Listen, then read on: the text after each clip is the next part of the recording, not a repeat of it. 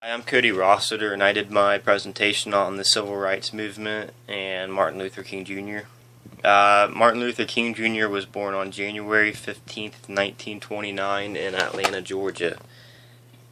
He accomplished many great things in his short life, and he made a great impact on American race relations during the mid-1950s and 60s. He was a prominent and outspoken leader of the social rights movements of this time period. These movements played an important role in bringing an end to legal segregation of African American citizens. Many anti-discrimination acts were enacted thanks in part to Martin Luther King Jr. and the Civil Rights Movement.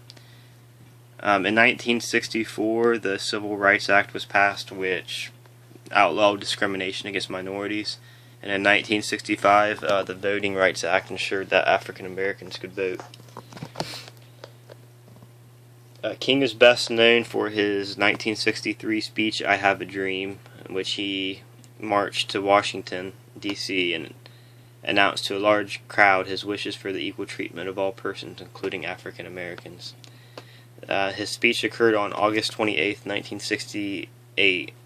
King stood at the steps of the Lincoln Memorial in Washington, D.C. He pleaded for racial tolerance and declared that the life of the Negro is still sadly crippled by the manacles of segregation and the chains of discrimination. As a Southern Christian Baptist minister, King held pacifist views, and he insisted on nonviolence throughout all his campaigns. From an early age, both King and his father, King Sr., fought against the racism and systematic discrimination that they suffered through growing up. They both believed that racism was against God. King's marches and peaceful protests highlighted several examples of discrimination and police brutality. More than once, city police would spray protesters down with fire hoses and unleash dogs on them. Some police officers were even beat protesters with clubs in Birmingham, Alabama.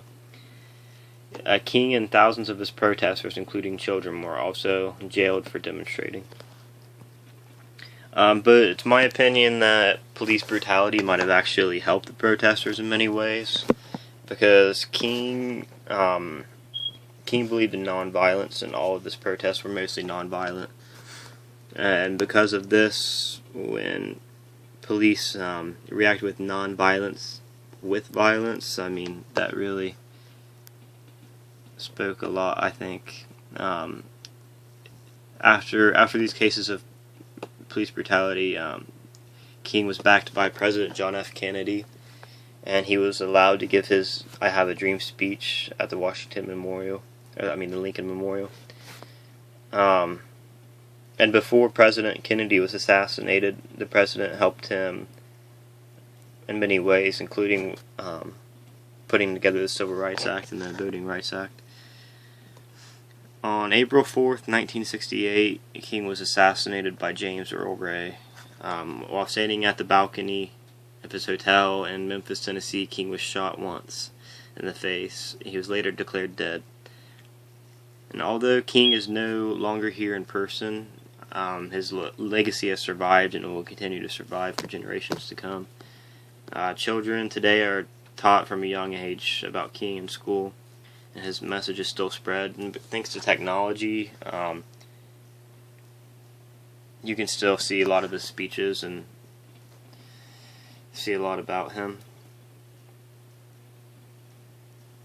Today, King is remembered as a well-mannered, peaceful civil rights leader who accomplished many great impacts on race relations during the mid-20th century.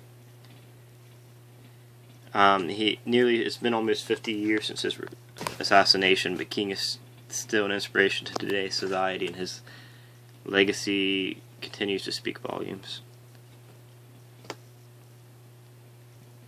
Oh, that's it. But I think out of all the civil rights leaders, King is, and he definitely will always be the most remembered.